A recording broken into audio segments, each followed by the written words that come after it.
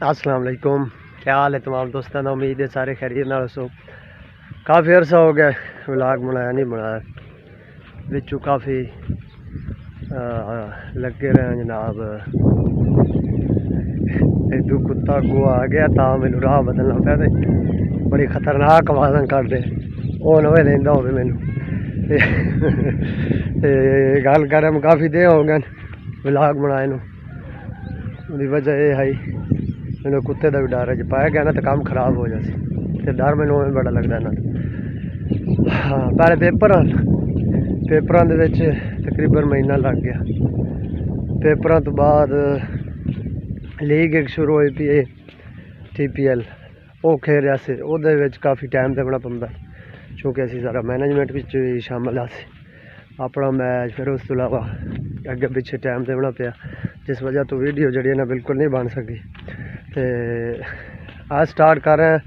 Condition ये साढ़े कोल के बारिश लगी हुई है तकरीबन जुमेरात दी, और अज है सोमवार, तो टाइम हो गया सुबह का 8 बजे पे 2 मिनट आने।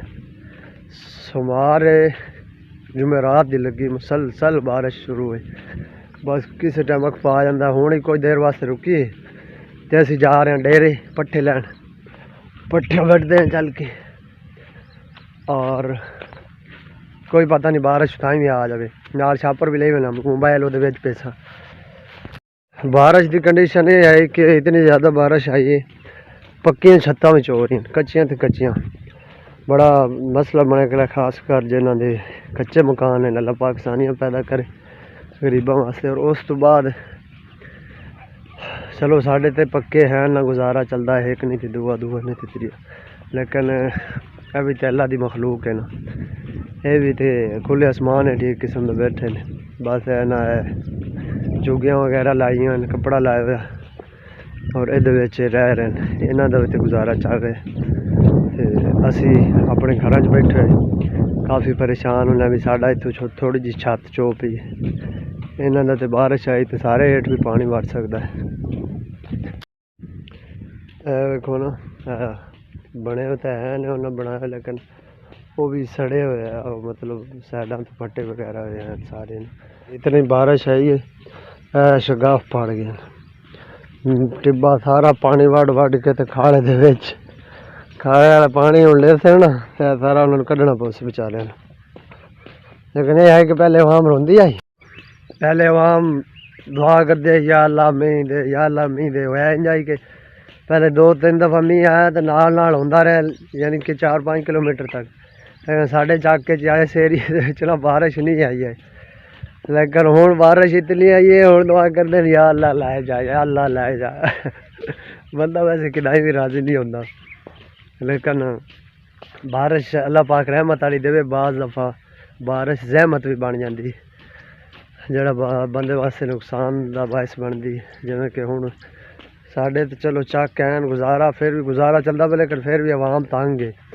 लेकिन शहरों के जोड़े खास कर सुबह खबर सुने कराची के काफ़ी ज़्यादा बारिश है, वो फिर घर तक पानी बढ़ जाता, उन्होंने वास्ते बड़ा मसला होंदा जांदा। फिर हूँ जाऊँ सुता रहे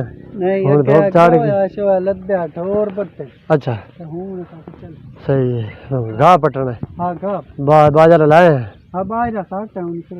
काम मुका ले मुड़ सही है। चलो वाला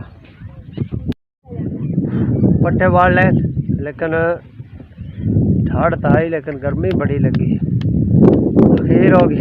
एक तो आए भी लेट है, इन्होंने मैं वेख के रेडी लाई। गड्डी साड़ी असल च नवी पैड़े वाला जो बच्चा है ना, लिए कुर्बानी है बच्चा नवा, तो नवे बच्चे जड़े ना तंग करें छुका के अपना बना काम शुरू है। ठाडे है सुबह कुछ नंबर लगा है।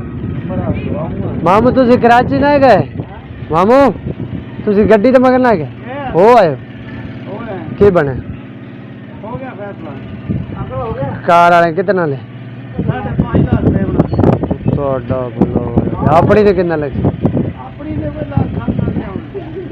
ਕੀ ਬਣਿਆ ਨੇ ਸੁੱਤੇ ਤੇ ਨਹੀਂ ਉਹਨੇ ਸਪੀਡ ਮਾਰੀ ਉਹਦਾ ਸਲੀਪਿੰਗ ਨਾਲ ਫੇਰ ਕੇ ਲੱਗ ਗਈ ਕਾਰ ਨੂੰ ਨਾਲ ਹੀ ਮਾਰੀ। ਉਹ ਤਾਂ ਵੀਡੀਓ ਅਸੀਂ ਵੇਖੀ ਆਏ ਉਹ ਕਾਰ ਤਾਂ ਪੁੱਠੀ ਹੋਈ ਪਈ ਹੈ।